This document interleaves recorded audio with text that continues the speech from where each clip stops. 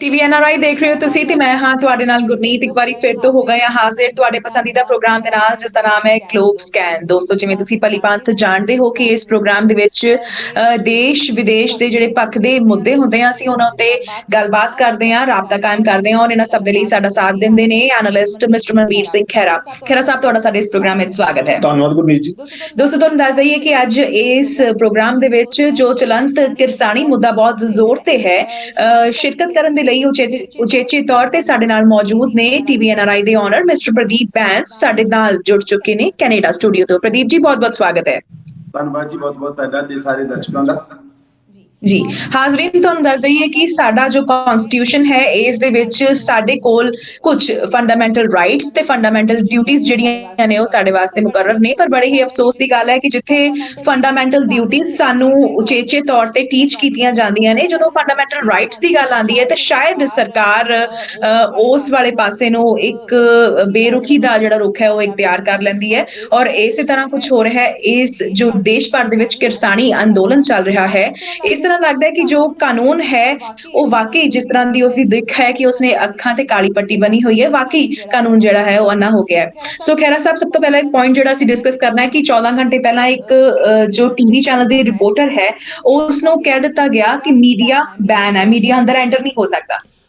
ਦੇਖੋ ਜੀ, ਇਹ ਜਿਸ ਤਰ੍ਹਾਂ ਹੁਣੇ ਖਬਰ ਆਈ ਆ ਕਿ ਇੱਕ ਉੱਘੇ ਟੀਵੀ ਚੈਨਲ ਦੇ ਪੱਤਰਕਾਰ ਜਿਹੜੇ ਉੱਘੇ ਪੱਤਰਕਾਰ ਆ ਉਹਨਾਂ ਨੂੰ ਉੱਥੇ ਸਿੰਘੂ ਬਾਰਡਰ ਦੇ ਉੱਤੇ ਸੰਘਰਸ਼ ਨੂੰ ਵੇਖਣ ਵਾਸਤੇ ਉੱਥੇ ਜਾਣ ਨਹੀਂ ਦਿੱਤਾ ਗਿਆ, ਜਿਹਦੇ ਵਿੱਚ ਇੱਕ ਮੀਡੀਆ ਦੀ ਆਜ਼ਾਦੀ ਤੇ ਵੀ ਇਹ ਹਮਲਾ, ਇੱਕ ਪ੍ਰੈਸ ਦੀ ਜਿਹੜੀ ਆਜ਼ਾਦੀ, ਪ੍ਰੈਸ ਜਿਹੜਾ ਡੈਮੋਕ੍ਰੇਸੀ ਦਾ ਫੋਰਥ ਪਿਲਰ ਆ, ਜਿਹੜੇ ਤਿੰਨ ਪਿਲਰ ਆਪਣਾ ਰਲ ਮਿਲ ਕੇ ਕੰਮ ਕਰ ਰਹੇ ਹੋ ਤੇ ਇੱਕ ਚੌਥਾ ਪਿਲਰ ਵੀ ਬਹੁਤ ਇੰਪੋਰਟੈਂਟ ਆ। ਜੇ ਉਸ ਚੌਥੇ ਪਿਲਰ ਨੂੰ ਆਪਾਂ ਵਿੱਚੋਂ ਖਿੱਚ ਲਵਾਂਗੇ ਤੇ ਉਹ ਕਿਤੇ ਨਾ ਕਿਤੇ ਡੈਮੋਕ੍ਰੇਸੀ ਦੀਆਂ ਨੀਹਾਂ ਜਿਹੜੀਆਂ ਉਹ ਹਿਲਾਊਗਾ, ਡੈਮੋਕ੍ਰੇਸੀ ਦੀਆਂ ਨੀਹਾਂ ਜਿਹੜੀਆਂ ਆ ਉਹਨਾਂ ਨੂੰ ਕਮਜ਼ੋਰ ਕਰੂਗਾ। ਇਸ ਕਰਕੇ ਆਪਾਂ ਜਦੋਂ ਰੋਕਦੇ ਆ ਕਿਸੇ ਨੂੰ ਕਿ ਉਹ ਪ੍ਰੈਸ ਦਾ ਉਹਦਾ ਇੱਕ ਡਿਊਟੀ ਆ, ਉਹ ਇੱਕ ਆਪਣੀ ਡਿਊਟੀ ਕਰ ਰਹੀ ਆ, ਜਿਹੜੀ ਰਿਪੋਰਟਰ ਆ ਉੱਥੇ ਜਾ ਕੇ ਇੱਕ ਜਿਹੜਾ ਆਜ਼ਾਦ ਪੱਖ ਆ ਉਹ ਲੋਕਾਂ ਦੇ ਸਾਹਮਣੇ ਲਿਆਉਣਾ ਚਾਹੁੰਦੀ ਆ ਕਿ ਐਕਚੁਅਲ ਚ ਉੱਥੇ ਹੋ ਕੀ ਰਿਹਾ, ਉੱਥੇ ਕਿਹੜੀਆਂ ਚੀਜ਼ਾਂ ਰਿਕੁਆਇਰਡ ਆ, ਉੱਥੇ ਕੀ ਚੱਲ ਰਿਹਾ ਆ, ਤਾਂ ਕਿ ਸਾਰੀ ਦੁਨੀਆ ਨੂੰ ਪਤਾ ਲੱਗ ਸਕੇ ਕਿ ਇੱਕ ਐਕਚੁਅਲ ਵਿਜ਼ਨ ਕੀ ਆ। ਜਦੋਂ ਉਹਨੂੰ ਰੋਕਿਆ ਜਾਂਦਾ ਆ ਉਹ ਇੱਕ ਡੈਮੋਕ੍ਰੇਸੀ ਦੇ ਉੱਤੇ ਹੀ ਹਮਲਾ ਆਪਾਂ ਕਹਿ ਸਕਦੇ ਆ, ਇੱਕ ਪ੍ਰੈਸ ਦੀ ਆਜ਼ਾਦੀ ਦੇ ਉੱਤੇ ਹਮਲਾ ਕਹਿ ਸਕਦੇ ਆ। ਔਰ ਜਿਹੜਾ ਇੱਕ ਪ੍ਰੈਸ ਦੀ ਆਜ਼ਾਦੀ ਦੇ ਉੱਤੇ ਹਮਲਾ, ਔਰ ਇਹ ਇਨਸੀਡੈਂਟ ਪਹਿਲਾਂ ਹੀ ਵੇਖਣ ਜਾ ਰਹੇ, ਜਿਸ ਤਰ੍ਹਾਂ ਕੋਈ ਫ੍ਰੀਲੈਂਸਰ ਪੱਤਰਕਾਰ ਸੀਗੇ ਉਹਨਾਂ ਨੂੰ ਅਰੈਸਟ ਕਰ ਲਿਆ ਗਿਆ, ਉਹਨਾਂ ਨੂੰ ਅਰੈਸਟ ਕਰਨ ਤੋਂ ਬਾਅਦ ਉਹਨਾਂ ਨੂੰ ਕੋਰਟ ਚੋਂ ਰਿਲੀਫ ਮਿਲੀ। ਕੋਰਟ ਨੇ ਇਸ ਚੀਜ਼ ਨੂੰ ਜਸਟੀਫਾਈ ਕੀਤਾ ਕਿ ਹਾਂ ਉਹ ਜਿਹੜੇ ਫ੍ਰੀਲੈਂਸਰ ਰਿਪੋਰਟਰ ਆ ਉਹ ਇੱਕ ਚੰਗਾ ਕੰਮ ਕਰ ਰਹੇ ਆ, ਆਪਣੀ ਡਿਊਟੀ ਨੂੰ ਨਿਭਾ ਰਹੇ ਆ, ਉਹਨਾਂ ਨੇ ਕੋਈ ਇਹੋ ਜਿਹੀ ਕੋਈ ਕੰਮ ਨਹੀਂ ਕੀਤਾ ਜਾਂ ਇਹੋ ਜਿਹੀ ਕੋਈ ਸਪੀਚ ਨਹੀਂ ਦਿੱਤੀ ਜਾਂ ਕੁਝ ਨਹੀਂ ਬੋਲੇ ਜਿਹੜੀ ਕਿ ਉਹਨਾਂ ਦੇ ਅਗੇਂਸਟ ਇੱਕ ਆਪਾਂ ਕਹੀਏ ਕਿ ਉਹਨਾਂ ਨੇ ਕੋਈ ਦੇਸ਼ ਧਰੋਹ ਕਰਤਾ ਜਾਂ ਉਹਨਾਂ ਨੇ ਕੋਈ ਕ੍ਰਾਈਮ ਕਰਤਾ। ਸੋ ਇਹਨਾਂ ਚੀਜ਼ਾਂ ਤੋਂ ਉੱਪਰ ਉੱਠ ਕੇ ਹਰ ਇੱਕ ਜਿਹੜੀ ਵੀ ਧਿਰ ਆ ਉਹਨੂੰ ਆਜ਼ਾਦਾਨਾ ਕੰਮ ਕਰ ਦੇਣਾ ਚਾਹੀਦਾ। ਉਹਦੀ ਜਿਹੜੀ ਨਿੱਜੀ ਆਜ਼ਾਦੀ ਆ ਉਹ ਤੋਂ ਉਹਦੇ ਨਾਲ ਨਾਲ ਜਿਹੜੀ ਇੱਕ ਪ੍ਰੋਫੈਸ਼ਨਲ ਆਜ਼ਾਦੀ ਆ ਔਰ ਜਿਹੜੇ ਕਨਸਟੀਟਿਊਸ਼ਨਲ ਰਾਈਟਸ ਨੇ ਜਿਹੜੇ ਕਿ ਹਰ ਸਿਟੀਜ਼ਨ ਨੂੰ ਦਿੱਤੇ ਗਏ ਨੇ ਉਹਨਾਂ ਦਾ ਆਦਰ ਤੇ ਸਤਿਕਾਰ ਕਰਨਾ ਚਾਹੀਦਾ। ਜੀ ਪ੍ਰਦੀਪ ਜੀ, ਤੁਹਾਡਾ ਕੀ ਕਹਿਣਾ ਕਿ ਬਹੁਤ ਦਹਾਕੇ ਪਹਿਲਾਂ ਜੋ ਪ੍ਰੈਸ ਨੂੰ ਫ੍ਰੀडम ਜਿਹੜੀ ਸੀ ਉਹ ਦੇ ਦਿੱਤੀ ਗਈ ਸੀ ਤੇ ਹੁਣ ਸਰਕਾਰ ਦਾ ਇਸ ਤਰ੍ਹਾਂ ਦਾ ਰੁਖ ਤੁਸੀਂ ਕੀ ਸਮਝਦੇ ਹੋ? ਦੇਖੋ ਜੀ, ਉਸ ਵੀਡੀਓ 'ਚ ਸਭ ਤੋਂ ਵੱਡੀ ਜਿਹੜੀ ਗੱਲ ਨਿਰਾਸ਼ਾਜਨਕ ਗੱਲ ਇਹ ਆ ਕਿ ਜਦੋਂ ਇੱਕ ਪ੍ਰੈਸ ਰਿਪੋਰਟਰ ਇੱਕ ਜੋ ਉੱਥੇ ਇੰਸਪੈਕਟਰ ਖੜੀ ਸੀ ਉਹਨਾਂ ਨਾਲ ਗੱਲਬਾਤ ਕਰਨ ਦੀ ਟਰਾਈ ਕਰ ਰਹੀ ਸੀ, ਉਹ ਇੰਸਪੈਕਟਰ ਖੜੇ ਨਹੀਂ ਹੁੰਦੇ, ਉਹਨਾਂ ਨਾਲ ਅੱਖ ਨਾਲ ਮਿਲਾ ਕੇ ਗੱਲ ਨਹੀਂ ਕਰਦੇ, ਪੁੱਛਦੇ ਕਿ ਕਿਉਂ ਨਹੀਂ ਚੱਲ ਦੇ ਰਹੇ, ਉਹ ਕਿਉਂ ਕਹਿੰਦੇ ਨੇ ਨਹੀਂ ਬਸ ਮੀਡੀਆ ਅੱਗੇ ਜਾ ਨਹੀਂ ਸਕਦਾ। ਉਹਨਾਂ ਨੇ ਕਾਰਡ ਦਿਖਾਇਆ, ਜਿਸ ਤਰ੍ਹਾਂ ਹੀ ਕਾਰਡ ਦੇਖਿਆ ਉਹਨਾਂ ਦਾ ਮੀਡੀਆ ਕਾਰਡ, ਕਹਿੰਦੇ ਤੁਸੀਂ ਨਹੀਂ ਅਲਾਉਡ, ਕੋਈ ਨੈਸ਼ਨਲ ਮੀਡੀਆ ਹੋਏਗਾ ਤਾਂ ਜਾ ਸਕਦਾ। ਸੋ ਬੇਸਿਕਲੀ ਮੀਡੀਆ ਦਾ ਤਾਂ ਕੋਈ ਪੱਖ ਹੈ ਹੀ ਨਹੀਂ ਜੀ, ਉਹ ਕਿਸੇ ਵੀ ਥਾਂ ਦਾ ਰਜਿਸਟਰਡ ਹੋ ਸਕਦਾ, ਜ਼ਰੂਰੀ ਥੋੜਾ ਵੀ ਉਹ ਗੋਦੀ ਮੀਡੀਆ ਹੈ ਜਿਹੜਾ ਅੰਦਰ ਜਾ ਸਕਦਾ ਜੀ। ਸੋ ਇਹ ਬੜੀ ਨਿਰਾਸ਼ਾਜਨਕ ਗੱਲ ਹੈ।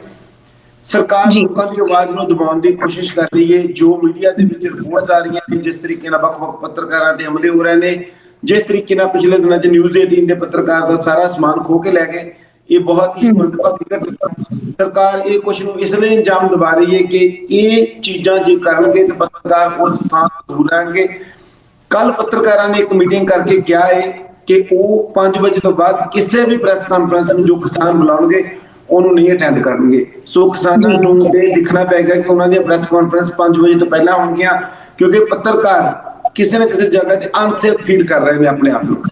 ਜੀ ਤੁਸੀਂ ਬਹੁਤ ਉਮਦਾ ਫਰਮਾਇਆ। ਖਹਿਰਾ ਸਾਹਿਬ, ਕੀ ਸਮਝਦੇ ਹੋ ਕਿ ਜੋ ਬੈਰੀਗੇਟਿੰਗ ਕਰ ਦਿੱਤੀ ਗਈ ਹੈ ਥਾਂ ਥਾਂ ਉੱਤੇ, ਤਾਂ ਕੀ ਸਰਕਾਰ ਦਾ ਸ਼ਰੇਆਮ ਧੱਕਾ ਨਹੀਂ ਹੈ? ਇਸ ਤਰ੍ਹਾਂ ਜਾਪਦਾ ਹੈ ਕਿ ਅਸੀਂ ਸਦੀਆਂ ਪੁਰਾਣੇ ਉਸ ਦੌਰ ਦੇ ਵਿੱਚ ਚਲੇ ਗਏ ਹਾਂ ਜਿੱਥੇ ਉਹ ਸਲੇਵਰੀ ਦਾ ਦੌਰ ਹੋਇਆ ਕਰਦਾ ਸੀ, ਤੇ ਸਾਨੂੰ ਵੀ ਏਦਾਂ ਹੀ ਲੱਗਦਾ ਕਿ ਅਸੀਂ ਹੁਣ ਉਸ ਦੌਰ ਦੇ ਵਿੱਚ ਦੁਬਾਰਾ ਐਂਟਰ ਹੋਣ ਜਾ ਰਹੇ ਹਾਂ। ਗੁਰਮੀਤ ਜੀ, ਜਿਹੜਾ ਇਹ ਸੰਘਰਸ਼ ਆ ਇਹ ਇੱਕ ਆਪਣੀਆਂ ਬੁਲੰਦੀਆਂ ਨੂੰ ਆਲਮੋਸਟ ਛੂਹ ਚੁੱਕਾ।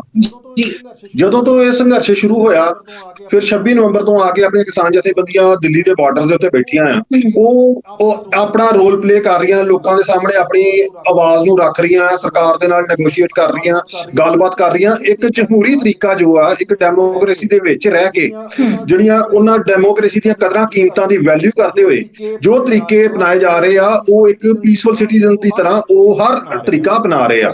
ਔਰ ਇਹ ਸੰਘਰਸ਼ ਬਹੁਤ ਹੀ ਸ਼ਾਂਤਮਈ ਤਰੀਕੇ ਨਾਲ ਚੱਲ ਰਿਹਾ ਸੀਗਾ। ਪਰ ਜਦੋਂ 26 ਜਨਵਰੀ ਆਉਂਦੀ ਹੈ, 26 ਜਨਵਰੀ ਨੂੰ ਇੱਕ ਸਾਰਾ ਘਟਨਾਕ੍ਰਮ ਬੜੀ ਤੇਜ਼ੀ ਨਾਲ ਬਦਲਦਾ।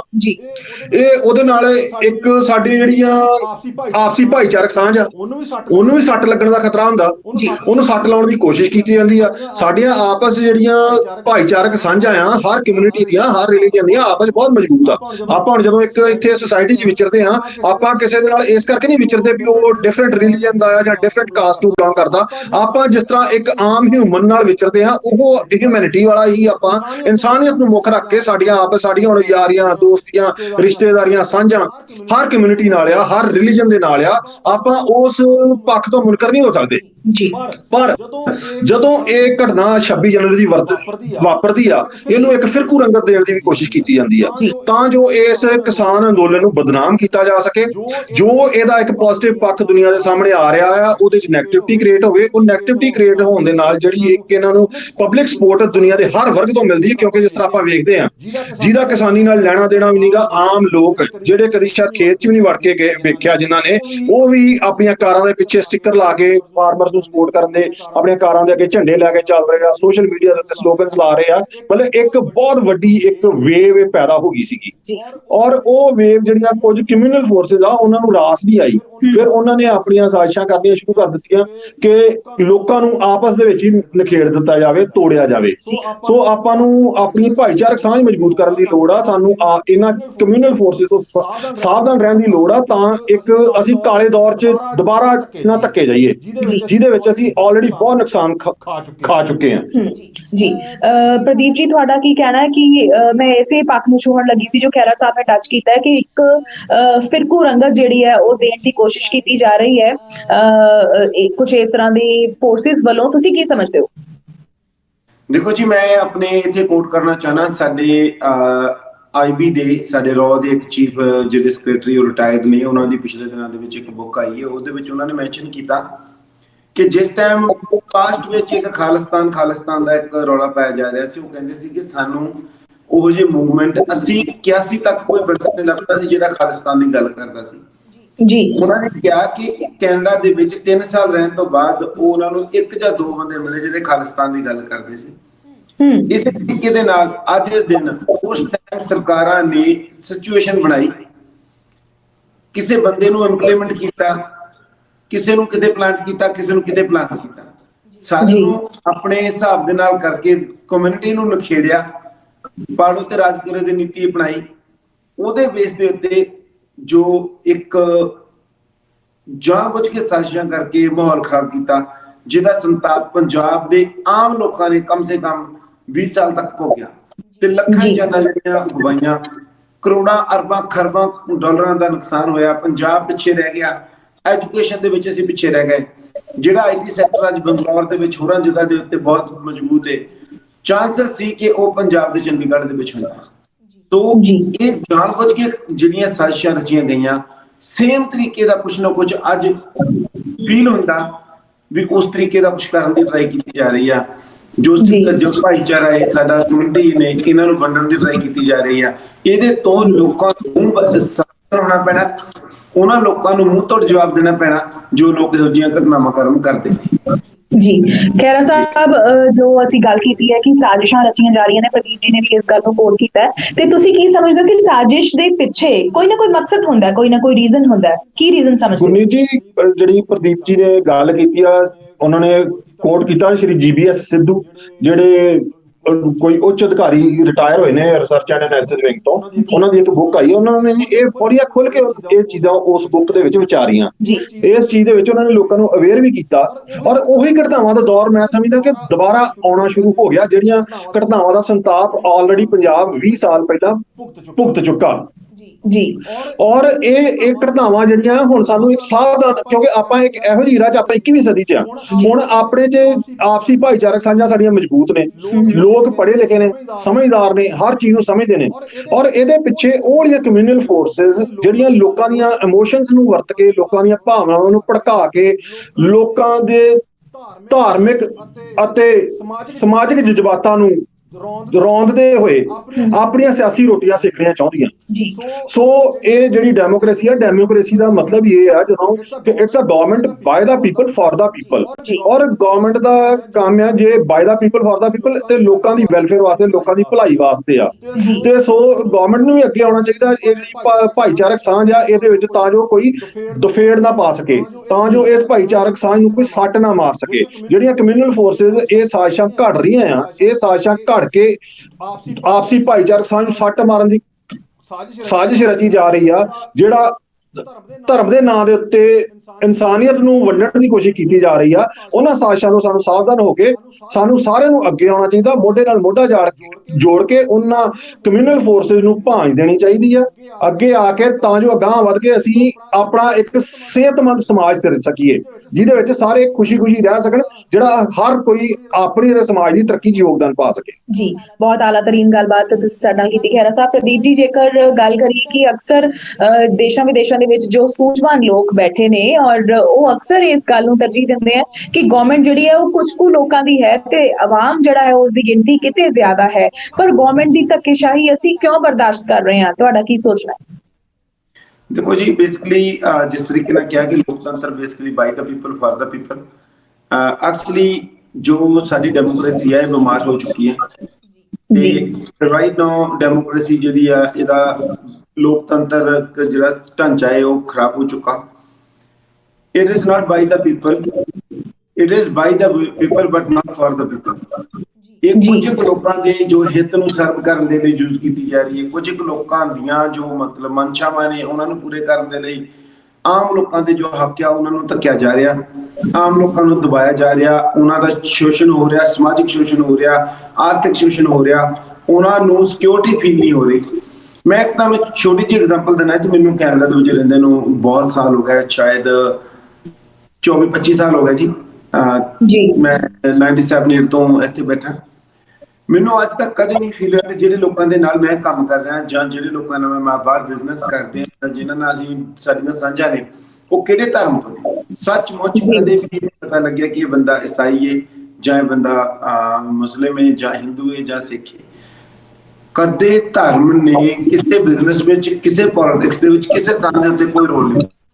ਧਰਮ ਉਦੋਂ ਚੱਲਦਾ ਆਉਂਦਾ ਅਸੀਂ ਆਪਣੇ ਗੁਰੂ ਘਰ ਜਾਂ ਮੰਦਿਰ ਜਾਂਦੇ ਹਾਂ, ਉੱਥੇ ਜਦ ਪਤਾ ਲੱਗਦਾ ਕਿ ਅਸੀਂ ਇਸ ਧਰਮ ਨੂੰ ਬਿਲੋਂਗ ਕਰਦੇ। ਪਰ ਕਦੇ ਵੀ ਕਿਸੇ ਸਕੂਲ 'ਚ, ਕਿਸੇ ਯੂਨੀਵਰਸਿਟੀ ਦੇ ਵਿੱਚ ਦਾਖਲਾ ਦੇਣ ਤੋਂ ਪਹਿਲਾਂ ਮੈਨੂੰ ਕਦੇ ਇਹ ਨਹੀਂ ਪੁੱਛਿਆ ਗਿਆ ਵੀ ਭਾਈ ਤੇਰਾ ਧਰਮ ਕੀ ਹੈ, ਮਤਲਬ ਦਿਖਾ ਤੂੰ ਕੀ ਹੈ, ਤੂੰ ਕਿਹੜੀ ਕਾਸਟ ਦਾ ਹੈ, ਤੇ ਕੋਈ ਫਲਾਨੀ ਕਾਸਟ ਦਾ ਸਰਟੀਫਿਕੇਟ ਹੈਗਾ ਵੀ ਇਹ ਕਿ ਨਹੀਂ। ਏਦਾਂ ਦਾ ਕਦੇ ਕੁਛ ਨਹੀਂ ਹੋਇਆ। ਸਾਡੇ ਸਿਸਟਮੈਟਿਕਲੀ ਮਿਸਟੇਕਸ ਨੇ ਕਿ ਅਸੀਂ ਲੋਕਾਂ ਨੂੰ ਸਹੂਲਤਾਂ, ਦੂਜੀਆਂ ਚੀਜ਼ਾਂ, ਵੋਟਾਂ ਬਟੋਰਨ ਦਾ ਤਰੀਕਾ ਵਰਤਿਆ ਹੋਇਆ ਕਿ ਇਸ ਤਰੀਕੇ ਦੇ ਨਾਲ ਇਹਨਾਂ ਨੂੰ, ਇਸ ਖਾਸ ਜਾਤੀ ਨੂੰ ਆਹ ਚੀਜ਼ ਦੇ ਦਿਓ, ਇਹਨੂੰ ਆਹ ਦੇ ਦਿਓ, ਕਿਸੇ ਨੂੰ ਕੁਛ ਦੇ ਦਿਓ। ਉਹ ਵੰਡੀਆਂ ਇੰਨੀਆਂ ਕੁ ਮਜ਼ਬੂਤ ਪਾ ਦਿੱਤੀਆਂ ਗਈਆਂ ਨੇ ਕਿ ਹੁਣ ਉਹਨਾਂ ਨੇ ਸਾਡੇ ਜਿਹੜੇ ਸਮਾਜਿਕ ਢਾਂਚੇ ਨੂੰ ਖਰਾਬ ਕਰ ਦਿੱਤਾ। ਜਿਹੜੇ ਚੋਰ ਲੋਕ ਨੇ, ਜਿਹੜੇ ਭ੍ਰਿਸ਼ਟ ਲੋਕ ਨੇ, ਉਹਨਾਂ ਚੀਜ਼ਾਂ ਨੂੰ ਯੂਜ਼ ਕਰਕੇ ਕੁਛ ਲੋਕਾਂ ਨੂੰ ਏਦਾਂ ਦਿਖਾ ਦਿੰਦਾ ਹੈ ਕਿ ਆ ਜੀ ਧਰਮ ਨੂੰ ਖਤਰਾ ਪੈ ਗਿਆ। ਉਹ ਲੋਕ ਡਰ ਜਾਂਦੇ ਨੇ ਵੀ ਸੱਚਮੁੱਚ ਹੀ ਖਤਰਾ ਹੈ ਤੇ ਇਸ ਥਾਂ ਦੇ ਉੱਤੇ ਸਾਨੂੰ ਆਹ ਹੀ ਬੰਦਾ ਜਿਹੜਾ ਬਚਾ ਦਿੱਤਾ, ਤੇ ਉਸ ਬੰਦੇ ਨੂੰ, ਉਸ ਬੰਦੇ ਦੀਆਂ ਵੋਟਾਂ ਦਾ ਫਾਇਦਾ ਹੋ ਜਾਂਦਾ ਜੋ ਰਾਜ ਕਰ ਜਾਂਦੇ ਨੇ। ਸੋ ਇਸੇ ਲਈ ਥੋੜਾ ਜਿਹਾ ਲੋਕਾਂ ਦਾ ਸ਼ੋਸ਼ਣ ਕਰਕੇ, ਲੋਕਾਂ ਨੂੰ ਗਮਰਾਹ ਕਰਕੇ ਰਾਜ ਕਰਦੇ ਨੇ ਤੇ ਲੋਕਤੰਤਰ ਨੇ ਇੱਕ ਡਿਕਟੇਟਰਸ਼ਿਪ 'ਚ ਬਦਲ ਚੁੱਕਾ ਹੈ ਜੀ। जी किसी ने बहुत सोहना किया कि मजहब नहीं सिखाता आपस में बैर रखना। सो बहुत उम्दा प्रदीप जी ਤੁਸੀਂ फरमाया। सो खैरा साहब एक बार फिर तो ਤੁਹਾਡੇ ਵੱਲੋਂ रुख करते हैं। किसी ने लिखा है कि उम्मीदों को सजाता हूँ सपनों को बोता हूँ मैं किसान हूँ चैन से कहाँ सोता हूँ।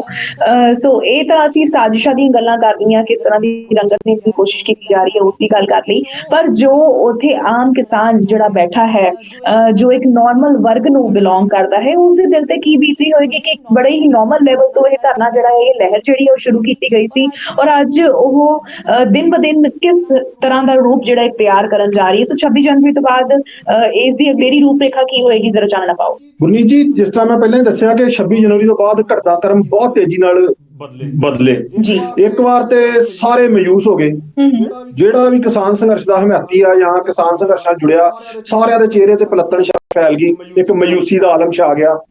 ਕਿਸਾਨ ਨੇਤਾ ਵੀ ਇੱਕ ਵਾਰ ਮਾਯੂਸ ਹੋ ਕੇ ਤੇ ਬੈਠ ਗਏ ਔਰ ਉਸੇ ਮਾਯੂਸੀ ਦੇ ਆਲਮ ਚੋਂ ਇੱਕ ਕਿਸਾਨ ਨੇਤਾ ਦੀਆਂ ਅੱਖਾਂ ਚੋਂ ਡੁੱਲੇ ਅਥਰੂ ਉਹਨਾਂ ਨੇ ਇਸ ਮੂਵਮੈਂਟ ਦੀ ਬੁਝਦੀ ਅੱਗ ਦੇ ਵਿੱਚ ਘਿਓ ਪਾਉਣ ਦਾ ਕੰਮ ਕੀਤਾ। ਜਿਹੜੀ ਇੱਕ ਸ਼ਮਾ ਬੁਝ ਰਹੀ ਸੀਗੀ ਉਹਨਾਂ ਅਥਰੂਆਂ ਨੇ ਘਿਓ ਦਾ ਕੰਮ ਕਰਦੇ ਹੋਏ ਉਸ ਸ਼ਮਾ ਨੂੰ ਮਘਾ ਦਿੱਤਾ ਔਰ ਉਹ ਜਿਹੜੀ ਮਸ਼ਾਲ ਆ ਉਹ ਦੁਬਾਰਾ ਬਲਣੀ ਸ਼ੁਰੂ ਹੋ ਗਈ। ਜਿਹੜੇ ਲੋਕ ਇੱਕ ਵਾਰੀ ਘਰਾਂ ਨੂੰ ਪਰਤ ਗਏ ਸੀਗੇ ਉਹ ਲੋਕ ਹੁਮ ਹੁਮਾ ਕੇ ਦੁਬਾਰਾ ਆਉਣੇ ਸ਼ੁਰੂ ਹੋ ਗਏ। ਜਦੋਂ ਸਾਡੇ ਪੰਜਾਬ ਦੇ ਲੋਕ ਵੀ ਇੱਕ ਵਾਰ ਮਾਯੂਸ ਹੋ ਕੇ ਜਾਂ ਅਫਵਾਹਾਂ ਤੋਂ ਪ੍ਰਭਾਵਿਤ ਹੋ ਕੇ ਇੱਕ ਵਾਰੀ ਉੱਥੋਂ ਵਾਪਸ ਪਰਤਣੇ ਸ਼ੁਰੂ ਹੋਏ ਔਰ ਉਹਦੇ 'ਚ ਇੱਕ ਜਿਹੜੇ ਉਸਾਰੂ ਪੱਖ ਸਾਹਮਣੇ ਆਏ ਸਾਡੀਆਂ ਹਰਿਆਣਾ ਦੀਆਂ ਭੈਣਾਂ ਨੇ ਉਹਨਾਂ ਨੂੰ ਰਸਤੇ 'ਚ ਰੋਕ ਕੇ ਚੂੜੀਆਂ ਭੇਂਟ ਕਰਨੀਆਂ ਸ਼ੁਰੂ ਕਰਤੀਆਂ ਕਿ ਜਿਹੜੇ ਵਾਪਸ ਜਾ ਰਹੇ ਸੀਗੇ ਉਹਨਾਂ ਨੂੰ ਇੱਕ ਸ਼ਰਮਿੰਦਗੀ ਦਾ ਅਹਿਸਾਸ ਕਰਾਇਆ ਔਰ ਕਈ ਵੀਰ ਉੱਥੋਂ ਹੀ ਵਾਪਸ ਮੁੜੇ ਉੱਥੋਂ ਵਾਪਸ ਆ ਕੇ ਦੁਬਾਰਾ ਉੱਥੇ ਮੋਰਚਾ ਜੁਆਇਨ ਕੀਤਾ। ਹੁਣ ਆਲਮ ਇਹ ਹੈ ਕਿ ਕਿਸਾਨ ਅੰਦੋਲਨ ਇੱਕ ਉਦੋਂ ਵੀ ਜ਼ਿਆਦਾ ਮਜ਼ਬੂਤ ਹੋ ਕੇ ਇੱਕ ਮਜ਼ਬੂਤੀ ਵਾਲੇ ਪੱਖ ਨੂੰ ਵੱਧ ਰਿਹਾ ਤੇ ਮਜ਼ਬੂਤ ਹੋ ਕੇ ਉੱਥੇ ਸਾਰੇ ਬੈਠੇ ਆ। ਹੁਣ ਆਮ ਹੀ ਪੰਜਾਬ ਦੇ ਵਿੱਚ ਪੰਚਾਇਤਾਂ ਨੇ ਮਤੇ ਪਾ ਦਿੱਤੇ ਕਿ ਹਰ ਘਰ ਚੋਂ ਇੱਕ ਬੰਦਾ ਕਿਸਾਨ ਮੋਰਚੇ ਸ਼ਮੂਲੀਅਤ ਕਰੂਗਾ ਔਰ ਉਹਦੇ ਚ ਜਿਹੜਾ ਆਪਣਾ ਕੰਟਰੀਬਿਊਟ ਵੀ ਫਾਈਨੈਂਸ਼ੀਅਲੀ ਕਰੂਗਾ। ਜਿਹੜਾ ਜੇ ਉਹ ਮੋਰਚੇ 'ਚ ਨਹੀਂ ਜਾ ਸਕਦਾ ਉਹਨੂੰ ਇੱਕ ਜਿਹੜਾ ਉਹਦੇ ਨੂੰ ਆਰਥਿਕ ਤਾਲੀ ਹੈਲਪ ਦੇਣੀ ਪਊਗੀ। ਜੇ ਉਹਦੇ ਕੋਲ ਕੋਈ ਮਸ਼ੀਨਰੀ ਅਵੇਲੇਬਲ ਆ ਉਹਨੂੰ ਉਹਦੇ 'ਚ ਮਸ਼ੀਨਰੀ ਦਾ ਯੋਗਦਾਨ ਪਾਉਣਾ ਪਊਗਾ ਔਰ ਇਹਨਾਂ ਮਤਿਆਂ ਨਾਲ ਹਰ ਵਰਗ ਹਰ ਕਿਸੇ ਵੀ ਧਰਮ ਕਿਸੇ ਵੀ ਜਾਤ ਕਿਸੇ ਵੀ ਸੋਸ਼ਲ ਇੰਜੀਨੀਅਰਿੰਗ ਦੇ ਕਿਸੇ ਹੋਰ ਫੈਕਟਰ ਤੋਂ ਉੱਪਰ ਉੱਠ ਕੇ ਇਕਜੁੱਟ ਹੋ ਕੇ ਅੱਗੇ ਵਧਦੇ ਨਜ਼ਰ ਆ ਰਹੇ ਆ ਔਰ ਸਾਡੇ ਕਿਸਾਨ ਵੀ ਪੰਜਾਬ ਹਰਿਆਣਾ ਯੂਪੀ ਰਾਜਸਥਾਨ ਤੋਂ ਬਹੁਤ ਤੇਜ਼ੀ ਨਾਲ ਵੀਰਾਂ ਘੱਟ ਕੇ ਉੱਥੇ ਪਹੁੰਚ ਰਹੇ ਆ ਔਰ ਮੈਨੂੰ ਲੱਗਦਾ ਕਿ ਇਹ ਕਿਸਾਨ ਮੋਰਚਾ ਜਿਹੜਾ ਆ ਹੋਰ ਵਧੂਗਾ ਹੋਰ ਪ੍ਰਫੁੱਲਤ ਹੋਊਗਾ ਤੇ ਆਪਣੀਆਂ ਮੰਗਾਂ ਜਿਹੜੀਆਂ ਮਨਵਾ ਕੇ ਸਰਕਾਰ ਕੋਲੋਂ ਤੇ ਵਾਪਸ ਜਿੱਤ ਦਾ ਝੰਡਾ ਲੈ ਕੇ ਆਊਗਾ। ਜਿਸ ਤਰ੍ਹਾਂ ਟਕੈਤ ਸਾਹਿਬ ਨੇ ਅੱਜ ਇੱਕ ਬਿਆਨ ਦਿੱਤਾ ਆ ਕਿ ਸਾਡਾ ਅੰਦੋਲਨ ਅਕਤੂਬਰ ਤੱਕ ਜਾਰੀ ਰਹੂਗਾ। ਸ਼ਾਇਦ ਇਹ ਬਹੁਤ ਅੱਗਾਂ ਤੱਕ ਸੋਚ ਕੇ ਚੱਲ ਰਹੇ ਆ ਉਸ ਢੰਗ ਨਾਲ ਤਿਆਰੀਆਂ ਕਰ ਰਹੇ ਆ ਤੇ ਜਦੋਂ ਤੱਕ ਕਿਉਂਕਿ ਸਰਕਾਰ ਨੇ ਨੈਗੋਸ਼ੀਏਸ਼ਨ ਦਾ ਵੀ ਪ੍ਰਧਾਨ ਮੰਤਰੀ ਜੀ ਨੇ ਕਿਹਾ ਕਿ ਅਸੀਂ ਸਿਰਫ ਉਹਨਾਂ ਦੀ ਇੱਕ ਫੋਨ ਕਾਲ ਤੋਂ ਦੂਰ ਆ ਇੱਕ ਸਾਨੂੰ ਕਾਲ ਕਰਨ ਤੇ ਅਸੀਂ ਆਵਾਂਗੇ। ਉਸ ਸਬੰਧ ਦੇ ਵਿੱਚ ਵੀ ਕਿਸਾਨ ਅੰਦੋਲਨ ਦੇ ਜਿਹੜੇ ਕਰਤਾ ਧਰਤਾ ਨੇ ਸਾਡੇ ਕਿਸਾਨ ਲੀਡਰ ਨੇ ਉਹਨਾਂ ਨੇ ਇੱਕ ਸਪਸ਼ਟ ਸੰਦੇਸ਼ ਦਿੱਤਾ ਕਿ ਜਿਹੜੇ ਪਹਿਲਾਂ ਉਸ ਗੱਲਬਾਤ ਦਾ ਮਾਹੌਲ ਤਿਆਰ ਕੀਤਾ ਜਾਵੇ ਜਿਹੜਾ ਉਹਦੇ 'ਚ ਹਰਡਲਸ ਕ੍ਰੀਏਟ ਕੀਤੀਆਂ ਜਾ ਰਹੀਆਂ ਜਿਸ ਤਰ੍ਹਾਂ ਕਿ ਉੱਥੇ ਬੈਰੀਕੇਡਿੰਗ ਕਰ ਦਿੱਤੀ ਔਰ ਬੈਰੀਕੇਡਿੰਗ 10 ਲੇਅਰ ਬੈਰੀਕੇਡਿੰਗ ਕੀਤੀ ਆ। ਇੱਕ ਉਹਨਾਂ ਨੂੰ ਓਪਨ ਜੇਲ੍ਹ ਦੀ ਸ਼ੇਪ ਦੇ ਦਿੱਤੀ ਕਿ ਉੱਥੇ ਬੈਠੇ ਰਹਿਣ ਉਹ ਤੇ ਨਿਹੱਥੇ ਬੰਦੇ ਬੈਠੇ ਆ ਸ਼ਾਂਤਮਈ ਉੱਥੇ ਬੈਠੇ ਆ ਆਪਣੀਆਂ ਗੱਲਾਂ ਬਾਤਾਂ ਕਰ ਰਹੇ ਆ ਉਹਨਾਂ ਲਈ ਮੇਰਾ ਨਹੀਂ ਖਿਆਲ ਕਿ ਇੰਨੀ ਜਿਹੜੀ 10 ਲੇਅਰ ਬੈਰੀਕੇਡਿੰਗ ਦੀ ਲੋੜ ਆ। ਫਿਰ ਉਹਨਾਂ ਨੇ ਇੱਕ ਉਹਨਾਂ ਨੂੰ ਸੰਦੇਸ਼ ਦਿੱਤਾ ਕਿ ਉਹ ਜਿਹੜੇ ਸਾਡੇ ਕਿਸਾਨ ਸਾਥੀ ਉਦੋਂ ਤੋਂ ਲਾਪਤਾ ਸੀਗੇ ਜਿਹੜੇ ਹੁਣ ਟ੍ਰੇਸ ਹੋਏ ਆ ਕਿ ਉਹਨਾਂ ਦੇ ਅਗੇਂਸਟ FIR ਲੌਂਚ ਕਰਕੇ ਉਹ ਵੱਖ-ਵੱਖ ਜੇਲ੍ਹਾਂ 'ਚ ਤਕਰੀਬਨ 122 ਕਿਸਾਨ ਵੱਖ-ਵੱਖ ਜੇਲ੍ਹਾਂ ਪਹਿਲਾਂ ਉਹਨਾਂ ਨੂੰ ਬਿਨਾਂ ਸ਼ਰਤ ਰਿਹਾਈ ਕੀਤੀ ਜਾਵੇ ਫਿਰ ਅਸੀਂ ਗੱਲਬਾਤ ਦੇ ਅੱਗੇ ਵਧਾਂਗੇ ਔਰ ਆਸ ਆ ਕਿ ਜਿਹੜੀ ਗਵਰਨਮੈਂਟ ਆ ਉਹ ਵੀ ਇਹਦੇ ਵੱਲ ਇੱਕ ਪੋਜ਼ਿਟਿਵਿਟੀ ਨੂੰ ਅਪਣਾਉਂਦੇ ਹੋਏ ਇੱਕ ਉਸਾਰੂ ਕਦਮ ਇਹਦੇ ਵੱਲ ਵਧਾਊਗੀ ਤੇ ਚੀਜ਼ਾਂ ਅਗਾਂਹ ਵਧਣਗੀਆਂ ਗੱਲਾਂ ਬਾਤਾਂ ਦਾ ਦੌਰ ਵੀ ਅੱਗੇ ਚੱਲੂਗਾ ਤੇ ਇਹਦੇ ਵਿੱਚ ਕੁਛ ਨਾ ਕੁਛ ਉਸਾਰੂ ਗੱਲਾਂ ਸਮਝ ਆਉਣਗੀਆਂ। ਜੀ ਪ੍ਰਦੀਪ ਜੀ ਤੁਸੀਂ ਕੀ ਸਮਝਦੇ ਹੋ ਕਿ ਸਮੇਂ-ਸਮੇਂ ਤੇ ਜੋ ਕਿਸਾਨੀ ਅੰਦੋਲਨ ਨੂੰ ਲੀਡ ਕਰ ਰਹੇ ਸੀ ਕਿਸਾਨ ਆਗੂ ਇਹਨਾਂ ਵਿੱਚੋਂ ਕੁਝ ਨਾਮ ਜਿਹੜੇ ਸੀ ਉੱਭਰ ਕੇ ਸਾਹਮਣੇ ਆਏ ਬੇਸ਼ੱਕ ਉਹ ਦੀਪ ਸਿੱਧੂ ਹੋਵੇ ਜਾਂ ਉਹ ਜੋਗਿੰਦਰ ਸਿੰਘ ਉਗਰਾਹਾਂ ਹੋਣ ਜਾਂ ਹੁਣ ਇਸ ਤੋਂ ਬਾਅਦ ਰਾਕੇਸ਼ ਟਕੈਤ ਦਾ ਨਾਮ ਆ ਰਿਹਾ ਔਰ ਲੋਕ ਜਿਹੜੇ ਨੇ ਉਹ ਅੱਖਾਂ ਮੀਚ ਕੇ ਇੱਕਦਮ ਪਿੱਛੇ ਲੱਗ ਜਾਂਦੇ ਨੇ ਤਾਂ ਕੀ ਸਮਝਦੇ ਹੋ ਕਿ ਕੀ ਸਾਨੂੰ ਇਸ ਤਰ੍ਹਾਂ ਕਰਨਾ ਚਾਹੀਦਾ ਜਾਂ ਜਰਾ ਸੋਚ ਵਿਚਾਰ ਲੈਣਾ ਚਾਹੀਦਾ?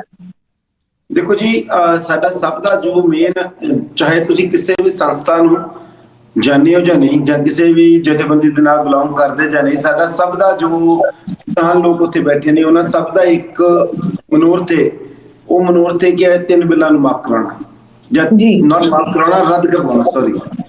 ਸੋ ਇਹਨਾਂ 3 ਬਿੱਲਾਂ ਨੂੰ ਰੱਦ ਕਰਵਾਉਣ ਲਈ ਕਿਸੇ ਵੀ ਜਥੇਬੰਦੀ ਨੂੰ ਪਿੱਛੇ ਲੱਗਣ ਦੀ ਲੋੜ ਨਹੀਂ। ਜਿੱਥੇ ਬਾਰਡਰਾਂ ਦੇ ਉੱਤੇ ਲੱਗੇ ਨੇ ਸਾਡੇ ਲੀਡਰ ਵੱਖ-ਵੱਖ, ਉੱਥੇ ਜਾ ਕੇ ਪਹੁੰਚਣ ਦੀ ਲੋੜ ਹੈ ਜੀ। ਮੈਨੂੰ 2-3 ਦਿਨ ਪਹਿਲਾਂ ਇੱਕ ਬਹੁਤ ਹੀ ਮਸ਼ਹੂਰ ਕਬੱਡੀ ਖਿਲਾੜੀ ਖੁਸ਼ੀ ਦੁੱਗਾ, ਉਹਨਾਂ ਦੀ ਗੱਲਬਾਤ ਨਾ ਹੋ ਰਹੀ ਤੇ ਉਹਨਾਂ ਨੇ ਇੱਕ ਗੱਲ ਮੈਂਸ਼ਨ ਕੀਤੀ। ਉਹ ਕਹਿੰਦੇ ਜੀ ਮੈਂ ਕਿਸਾਨ ਜਥੇਬੰਦੀਆਂ ਨਾਲ ਜੁੜਿਆ, ਪਰ ਮੈਨੂੰ ਇਹ ਨਹੀਂ ਪਤਾ ਕਿ ਮੈਂ ਕਿਹਦੇ ਵਾਲੀ ਨਾਲ ਜੁੜਿਆ। ਬੇਸਿਕਲੀ ਉੱਥੇ ਜਾ ਕੇ ਤੁਸੀਂ ਆਪਣਾ ਸਮਰਥਨ ਇਸ ਚੀਜ਼ ਨੂੰ ਦਿਓ ਕਿ ਜਿਹੜੇ ਸਾਰੇ ਕਿਸਾਨ ਇੱਕੋ ਚੀਜ਼ ਤੇ ਸਾਰੇ ਟਿਕੇ ਹੋਏ ਨੇ ਕਿ 3 ਬਿੱਲ ਰੱਦ ਕਰਾਉਣੇ। ਤੋ ਕਿਸੇ ਪਿੱਛੇ ਲੱਗਣ ਦੀ ਲੋੜ ਨਹੀਂ, ਕਿਸੇ ਥਾਂ ਤੇ ਜਾਣ ਦੀ ਲੋੜ ਨਹੀਂ, ਸਿੰਪਲੀ ਉਸ ਰੂਟ ਨੂੰ ਫਾਲੋ ਕਰਨ ਦੀ ਲੋੜ ਆ ਕਿ 3 ਸ਼ਾਂਤਮਈ ਤਰੀਕੇ ਨਾਲ ਅੰਦੋਲਨ ਕਰਦੇ ਹੋਏ 3 ਬਿੱਲ ਰੱਦ ਕਰਵਾ ਕੇ ਮੁੜਨਾ। ਤੇ ਸਭ ਦਾ ਚਾਹੇ ਉਹ ਕੋਈ ਵੀ ਜਥੇਬੰਦੀ ਜੀ, ਸਾਨੂੰ ਆਪਣਾ ਦਿਮਾਗ ਖਾਲੀ ਰੋਸ਼ਨ ਰੱਖ ਕੇ ਆਪਣੇ ਏਮ ਤੇ ਨਜ਼ਰ ਰੱਖਣੀ ਚਾਹੀਦੀ ਹੈ। ਖਹਿਰਾ ਸਾਹਿਬ, ਜੋ ਸੰਸਦ ਵਿੱਚ ਬਜਟ ਜਿਹੜਾ ਹੈ ਉਹ ਪੇਸ਼ ਹੋਇਆ ਹੈ ਤਾਂ ਇਸ ਨੂੰ ਲੈ ਕੇ ਕਾਫੀ ਹੰਗਾਮਾ ਹੋਇਆ ਹੈ, ਕੀ ਸਮਝਦੇ ਹੋ? ਗੁਰਮੀਤ ਜੀ, ਜਿਹੜੇ ਬਜਟ ਸੈਸ਼ਨ ਜਦੋਂ ਸਟਾਰਟ ਹੋਇਆ, ਇਹ ਮਾਨਯੋਗ ਰਾਸ਼ਟਰਪਤੀ ਦੇ ਭਾਸ਼ਣ ਦੇ ਨਾਲ ਸਟਾਰਟ ਹੋਇਆ। ਕੁਝ ਜਿਹੜੇ ਵਿਰੋਧੀ ਧਿਰ ਦੇ ਜਾਂ ਪੋਲੀਟੀਕਲ ਪਾਰਟੀ ਸੀਗੀਆਂ, ਉਹਨਾਂ ਨੇ ਰਾਸ਼ਟਰਪਤੀ ਦੇ ਵੀ ਭਾਸ਼ਣ ਦਾ ਬਾਈਕਾਟ ਕੀਤਾ ਜੀ। ਉਸ ਤੋਂ ਬਾਅਦ ਸਾਡੇ ਮਾਨਯੋਗ ਵਿੱਤ ਮੰਤਰੀ ਉਹਨਾਂ ਨੇ ਆਪਣਾ ਬਜਟ ਪੇਸ਼ ਕੀਤਾ, ਬਜਟ ਵਾਲਾ ਫੇਜ਼ ਨਿਕਲ ਗਿਆ। ਉਸ ਤੋਂ ਬਾਅਦ ਜਦੋਂ ਡਿਸਕਸ਼ਨ ਵਾਲਾ ਫੇਜ਼ ਸ਼ੁਰੂ ਹੋਇਆ, ਉਹਦੇ 'ਚ ਵਿਰੋਧੀ ਧਿਰਾਂ ਨੇ ਬੜਾ ਹੰਗਾਮਾ ਕੀਤਾ। ਉਹਦੇ ਵਿੱਚ ਸਦਨ ਦੀ ਕਾਰਵਾਈ ਚੱਲਣ ਨਹੀਂ ਦਿੱਤੀ ਔਰ ਦੋਨਾਂ ਹਾਊਸਿਸ ਦੇ ਵਿੱਚ, ਲੋਕ ਸਭਾ ਦੇ ਵਿੱਚ ਵੀ ਔਰ ਰਾਜ ਸਭਾ ਦੇ ਵਿੱਚ ਇਕੁਅਲੀ ਹੰਗਾਮਾ ਹੋਇਆ। ਉਸ ਹੰਗਾਮੇ ਦੀ ਭੇਂਟ ਪੂਰਾ ਦਿਨ ਚੜ ਗਿਆ ਔਰ ਜਿਹੜੇ ਰਾਜ ਸਭਾ ਦੇ ਚੇਅਰਮੈਨ ਸੀਗੇ ਸਾਡੇ ਉਪ ਰਾਸ਼ਟਰਪਤੀ ਜੀ, ਉਹਨਾਂ ਨੇ ਵੀ ਕਿਹਾ ਕਿ ਅਸੀਂ ਡਿਸਕਸ਼ਨ ਲਈ ਤਿਆਰ ਹਾਂ, ਇੱਕ ਡਿਸਕਸ਼ਨ ਸਟਾਰਟ ਕੀਤੀ ਜਾਵੇ। ਮੈਂ ਸਮਝਦਾ ਕਿ ਇਹ ਜਦੋਂ ਬਿੱਲ ਪਾਸ ਹੋਏ ਆ, ਜਦੋਂ ਇਹ ਵਿਰੋਧੀ ਧਿਰ ਉਦੋਂ ਹੀ ਇੱਕ ਇਸ ਤਰ੍ਹਾਂ ਦਾ ਮਾਹੌਲ ਬਣਾ ਦਿੰਦੀ ਤੇ ਸ਼ਾਇਦ ਇਹ ਚੀਜ਼ ਜਿਹੜੀ ਆ ਸਾਡੇ ਲਈ ਇੱਕ ਉਸਾਰੂ ਤੌਰ ਤੇ ਸਮਝ ਆਉਂਦੀ ਕਿ ਇਹ ਉਦੋਂ ਹੀ ਸ਼ਾਇਦ ਇਹ ਕਿਸਾਨ ਬਿੱਲਾਂ ਦੇ ਵਿੱਚ ਰੁਕਾਵਟ ਪੈਦਾ ਹੋ ਜਾਂਦੀ ਤੇ ਇਹ ਰੁਕਾਵਟ ਜਿਹੜੀ ਆ ਪੈਦਾ ਹੋ ਕੇ ਸ਼ਾਇਦ ਬਿੱਲ ਪਾਸ ਹੀ ਨਾ ਹੁੰਦੇ। ਜੀ ਪ੍ਰਦੀਪ ਜੀ, ਅਗਲਾ ਸਵਾਲ ਮੇਰਾ ਤੁਹਾਨੂੰ ਇਹ ਹੈ ਕਿ ਜੋ ਤੋਮਰ ਨੇ ਬਿਆਨ ਦਿੱਤਾ ਹੈ ਕਿ ਜੋ ਵੀ ਕਿਸਾਨ ਅੰਦੋਲਨ ਦੇ ਵਿੱਚ ਕਿਸੇ ਦਾ ਨੁਕਸਾਨ ਹੋਏਗਾ ਜਾਂ ਕਿਸੇ ਦੀ ਡੈਥ ਹੋਏਗੀ ਤਾਂ ਕੋਈ ਮੁਆਵਜ਼ਾ ਨਹੀਂ ਦਿੱਤਾ ਜਾਏਗਾ। ਜੀ ਬਿਲਕੁਲ, ਉਹਨਾਂ ਦਾ ਇਹ ਬਿਆਨ ਬੇਸਿਕਲੀ ਇਸ ਚੀਜ਼ ਦੇ ਲਈ ਆ ਕਿ ਉਹ ਜੋ ਕਿਸਾਨ ਅੰਦੋਲਨ ਦੇ ਵਿੱਚ ਸ਼ਾਂਤਮਈ ਤਰੀਕੇ ਨਾਲ ਆਪਣੀਆਂ ਮੰਗਾਂ ਲਈ ਬੈਠੇ ਨੇ, ਉਹ ਇੱਕ ਤਰੀਕੇ ਦੇ ਨਾਲ ਉਹਨਾਂ ਦਾ ਇੱਕ ਦੂਜੇ ਦਰਜੇ ਦੇ ਸ਼ਹਿਰੀਆਂ ਵਾਲਾ ਵਤੀਰਾ ਕਰ ਰਹੇ ਨੇ, ਬਗਾਨਿਆਂ ਨਾਲ ਕਰ ਰਹੇ ਨੇ। ਇਹ ਚੀਜ਼ ਤਾਂ ਸਾਹਮਣੇ ਆ ਚੁੱਕੀ ਹੈ। ਜਿਸ ਤਰੀਕੇ ਨਾਲ ਇੱਕ ਨਿਰਦੋਸ਼ ਲੋਕਾਂ ਨੂੰ ਲਾਠੀਆਂ ਨਾਲ ਕੁੱਟਿਆ ਜਾ ਰਿਹਾ, ਸ਼ਰੇਆਮ ਚੁੱਕਿਆ ਜਾ ਰਿਹਾ, ਪੱਤਰਕਾਰਾਂ ਤੇ ਜ਼ੁਲਮ ਹੋ ਰਹੇ ਨੇ। ਕੋਈ ਵੀ ਬੰਦਾ ਜੋ ਅੰਦੋਲਨ ਨਾਲ ਜੁੜਿਆ ਹੋਇਆ ਹੈ, ਉਹ ਸਰਕਾਰ ਨੂੰ ਇਸ ਤਰੀਕੇ ਨਾਲ ਲੱਗ ਰਿਹਾ ਵੀ ਜਿਸ ਤਰੀਕੇ ਨਾਲ ਉਹ ਕੋਈ ਇੱਕ ਟੈਰਰਿਸਟ ਆਤੰਕਵਾਦੀ ਹੋਵੇ ਜਾਂ ਕੁਝ ਹੋਵੇ। ਸੋ ਉਹਨਾਂ ਦਾ ਇਹ ਬਿਆਨ ਲੋਕਾਂ ਨੂੰ ਬ੍ਰਸ਼ ਕਰਨ ਦੇ ਲਈ ਹੈ ਕਿ ਵੀ ਸਰਕਾਰ ਤੁਹਾਡੇ ਨਾਲ ਬਿਲਕੁਲ ਨਹੀਂ, ਸਰਕਾਰ ਬਹੁਤ ਅਗੇਂਸਟ ਆ ਜਾਂ ਕੁਝ ਵੀ ਹੈ। ਸੋ ਇਹ ਬਹੁਤ ਨਕਾਰਾਤਮਕ ਉਹਨਾਂ ਦਾ ਬਿਆਨ ਹੈ। ਮੰਦਭਾਗੀ ਗੱਲ ਇਹ ਹੈ ਕਿ ਜਿਸ ਜਗ੍ਹਾ ਦੇ ਉੱਤੇ ਉਹ ਬੈਠੇ ਆ, ਇੱਕ ਐਜ਼ ਅ ਮਿਨਿਸਟਰ, ਇਹ ਉਹਨਾਂ ਨੂੰ ਸ਼ੋਭਾ ਨਹੀਂ ਦਿੰਦਾ ਕਿ ਐਡੀ ਛੋਟੀ ਗੱਲ ਉਹ ਕਰਨ। ਇਹ ਉਹਨਾਂ ਲਈ ਬਹੁਤ ਹੀ, ਉਹਨਾਂ ਨੂੰ ਇਹਦੇ ਤੇ ਦੁਬਾਰਾ ਗੱਲਬਾਤ ਕਰਕੇ ਮਾਫੀ ਮੰਗ ਕੇ ਇਹ ਗੱਲ ਕਹਿਣੀ ਚਾਹੀਦੀ ਹੈ ਜੀ। ਜਿਸ ਤਰੀਕੇ ਨਾਲ ਬਾਕੀ ਸਿਟੀਜ਼ਨਸ ਨੂੰ ਜੋ ਵੀ ਮੁਆਵਜ਼ਾ ਮਿਲਦਾ ਹੈ ਉਹ ਕਿਸਾਨਾਂ ਨੂੰ ਵੀ ਦਿੱਤਾ ਜਾਣਾ ਚਾਹੀਦਾ ਹੈ। ਇਹ ਉਹਨਾਂ ਦੇ ਲਈ ਬਹੁਤ ਜ਼ਰੂਰੀ ਗੱਲ ਹੈ। ਜੀ ਹਾਜ਼ਰੀਨ, ਜੋ ਸਾਡੇ ਨਾਲ ਅੱਜ ਦੇ ਇਸ ਪ੍ਰੋਗਰਾਮ ਗਲੋਬਸਕੈਨ ਦੇ ਵਿੱਚ ਦੋ ਐਕਸਪਰਟਸ ਮੌਜੂਦ ਨੇ, ਮਿਸਟਰ ਮਨਦੀਪ ਸਿੰਘ ਖਹਿਰਾ ਤੇ ਮਿਸਟਰ ਪ੍ਰਦੀਪ ਬੈਂਸ। ਮੈਨੂੰ ਲੱਗਦਾ ਹੈ ਕਿ ਜੋ ਵੀ ਕਰੰਟ ਅਪਡੇਟਸ ਸੀ ਕਿਸਾਨੀ ਅੰਦੋਲਨ ਨੂੰ ਲੈ ਕੇ, ਉਸ ਦਾ ਇੱਕ ਬਰਡ ਆਈ ਵਿਊ ਅਸੀਂ ਬੜੇ ਬਿਹਤਰੀਨ ਤਰੀਕੇ ਨਾਲ ਲੈ ਲਿਆ ਹੈ ਔਰ ਪ੍ਰੋਗਰਾਮ ਨੂੰ ਵਾਈਂਡ ਅਪ ਕਰਨ ਵਾਲੇ ਪਾਸੇ ਨੂੰ ਤੁਰਦੇ ਹਾਂ। ਤੇ ਖਹਿਰਾ ਸਾਹਿਬ, ਤੁਸੀਂ ਕੀ ਸਮਝਦੇ ਹੋ ਕਿ ਜੋ ਅਸੀਂ ਇਹ ਫਿਰਕੂ ਰੰਗਤ ਦੇਣ ਦੀ ਗੱਲ ਕੀਤੀ ਸੀ, ਤਾਂ ਇਸ ਬਾਬਤ ਇੱਕ ਬੀਇੰਗ ਐਨਾਲਿਸਟ ਕੀ ਸੋਚਦੇ ਹੋ ਕਿ ਕਿਸ ਤਰ੍ਹਾਂ ਦੀ ਕੋਈ ਏਦਾਂ ਦਾ ਕੰਮ ਕੀਤਾ ਜਾਵੇ ਜਾਂ ਕੋਈ ਏਦਾਂ ਦੀ ਲਹਿਰ ਬਣਾਈ ਜਾਵੇ ਤਾਂ ਕਿ ਲੋਕਾਂ ਨੂੰ ਅਵੇਅਰ ਕੀਤਾ ਜਾ ਸਕੇ? ਕੋਈ ਜਿਹੜੀਆਂ ਕਮਿਊਨਲ ਫੋਰਸਿਸ ਸਾਡੇ ਸਮਾਜਿਕ ਤੰਦ ਤਾਣੇ ਨੂੰ ਤਬਾਹ ਕਰਨ ਲਈ ਇਕਜੁੱਟ ਹੋ ਕੇ ਇਸ ਤੇ ਹਮਲਾ ਕਰਨ ਲਈ ਤੁਰ ਪਈਆਂ, ਉਹਨਾਂ ਦਾ ਸਿਰਫ ਇੱਕ ਹੀ ਮੋਟਿਵ ਆ ਕਿ ਸਾਡੇ ਆਪਸੀ ਭਾਈਚਾਰਕ ਸਾਂਝ ਨੂੰ ਖਤਮ ਕੀਤਾ ਜਾਵੇ। ਆਪਸੀ ਭਾਈਚਾਰਕ ਸਾਂਝ ਦੇ ਵਿੱਚ ਰਿਫਟ ਕ੍ਰੀਏਟ ਕਰਕੇ ਇੱਕ ਸਾਨੂੰ ਇੱਕ ਦੂਜੇ ਦਾ ਦੁਸ਼ਮਣ ਬਣਾ ਕੇ ਸਾਹਮਣੇ ਲਿਆ ਦਿੱਤਾ ਜਾਵੇ ਤੇ ਉਹ ਸਾਡੀ ਨਿੱਜੀ ਦੁਸ਼ਮਣੀ ਪਾ ਕੇ ਉਹ ਆਪਣੀਆਂ ਸਿਆਸੀ ਰੁਚੀਆਂ ਸੇਕ ਕੇ ਉਹ ਆਪਣੇ ਨਿੱਜੀ ਫਾਇਦੇ ਲੈ ਲੈਣ। ਸਾਨੂੰ ਲੋੜ ਆ ਅੱਜ ਸਾਡੀ ਆਪਸੀ ਭਾਈਚਾਰਕ ਸਾਂਝਾਂ ਨੂੰ ਮਜ਼ਬੂਤ ਕਰਨ ਦੀ। ਧਰਮ, ਜਾਤ, ਬਰਾਦਰੀ ਇਸ ਪਲੇਟਫਾਰਮ ਤੋਂ ਉੱਪਰ ਉੱਠ ਕੇ ਇਨਸਾਨੀਅਤ ਨੂੰ ਅਡਾਪਟ ਕਰਨ ਦੀ ਲੋੜ ਆ। ਇੱਕ ਸਾਨੂੰ ਹਿਊਮੈਨਿਟੀ ਦੇ ਪਲੇਟਫਾਰਮ ਤੇ ਇਕੱਠਾ ਹੋਣਾ ਚਾਹੀਦਾ।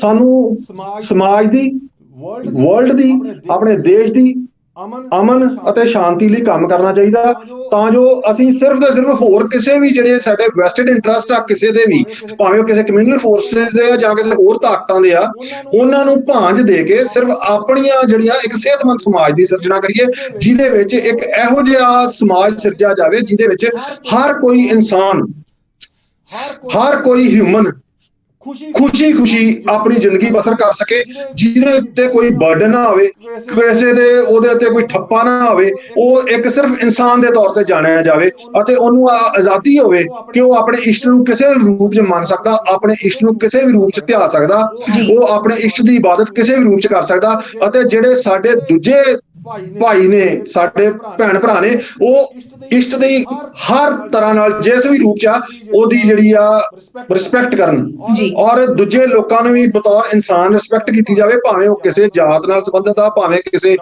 ਬਰਾਦਰੀ ਨਾਲ ਸੰਬੰਧਿਤ ਆ, ਭਾਵੇਂ ਕਿਸੇ ਵੀ ਧਰਮ ਨਾਲ ਸੰਬੰਧਿਤ ਆ। ਸੋ ਅੱਜ ਲੋੜ ਆ ਸਾਨੂੰ ਮੋਢੇ ਨਾਲ ਮੋਢਾ ਜੋੜਨ ਦੀ, ਇੱਕ ਦੂਜੇ ਦੇ ਹੱਥਾਂ ਨੂੰ ਫੜ ਕੇ ਤੇ ਇੱਕ ਜਿਹੜੀ ਆ ਇਨਸਾਨੀਅਤ ਦੀ ਵਾਲ ਤਿਆਰ ਕਰਨ ਦੀ, ਤਾਂ ਜੋ ਅਸੀਂ ਇੱਕ ਸਿਹਤਮੰਦ ਸਮਾਜ ਦੀ ਸਿਰਜਣਾ ਕਰਕੇ ਇੱਕ ਇਹੋ ਜਿਹਾ ਖਿੱਤਾ ਤਿਆਰ ਕਰੀਏ ਜਿਹਦੇ ਵਿੱਚ ਅਸੀਂ ਸਾਰੇ ਇਕੱਠੇ ਹੋ ਕੇ ਅੱਗੇ ਵੱਧ ਸਕੀਏ। ਜੀ ਖਹਿਰਾ ਸਾਹਿਬ, ਬਹੁਤ ਧੰਨਵਾਦ, ਬਹੁਤ ਧੰਨਵਾਦ ਪ੍ਰਦੀਪ ਜੀ ਕਿ ਤੁਸੀਂ ਸਾਡੇ ਨਾਲ ਜੁੜੇ ਔਰ ਉਚੇਚੇ ਤੌਰ ਤੇ ਸਾਡੇ ਨਾਲ ਬਹੁਤ ਇੱਕ ਹੈਲਦੀ ਡਿਸਕਸ਼ਨ ਜਿਹੜੀ ਹੈ ਉਹ ਕੀਤੀ।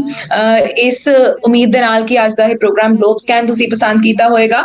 ਤੁਸੀਂ ਇਸ ਪ੍ਰੋਗਰਾਮ ਦੇ ਵਿੱਚ ਹੋਰ ਕਿਸ ਤਰ੍ਹਾਂ ਦੇ ਮੁੱਦੇ ਚਾਹੁੰਦੇ ਹੋ ਕਿ ਅਸੀਂ ਡਿਸਕਸ ਕਰੀਏ, ਸਾਨੂੰ ਕਮੈਂਟ ਸੈਕਸ਼ਨ ਦੇ ਵਿੱਚ ਜ਼ਰੂਰ ਕਮੈਂਟ ਕਰਨਾ ਹੈ। ਬਹੁਤ ਧੰਨਵਾਦ ਖਹਿਰਾ ਸਾਹਿਬ। ਸੋ ਅੱਜ ਦੇ ਇਸ ਪ੍ਰੋਗਰਾਮ ਗਲੋਬ ਸਕੈਨ ਨੂੰ ਇੱਥੇ ਖਤਮ ਕਰਦੇ ਹਾਂ। ਇੱਕ ਵਾਰੀ ਫਿਰ ਤੋਂ ਹੋਵਾਂਗੇ ਹਾਜ਼ਰ ਕੁਝ ਨਵੇਂ ਮੁੱਦਿਆਂ ਦੇ ਨਾਲ ਤੇ ਉਹਨਾਂ ਬਾਬਤ ਖਾਸ ਗੱਲਬਾਤ ਲੈ ਕੇ। ਤਦ ਤੱਕ ਲਈ ਮੈਨੂੰ ਯਾਨੀ ਗੁਰਨੀਤ ਤੋਂ ਦਿਓ ਇਜਾਜ਼ਤ। ਪ੍ਰੋਗਰਾਮ ਗਲੋਬ ਸਕੈਨ ਨੂੰ ਇੱਥੇ ਖਤਮ ਕਰਨ ਦੀ। ਤੁਸੀਂ ਦੇਖਦੇ ਰਹੋ ਦ ਟੀਵੀ NRI। ਧੰਨਵਾਦ।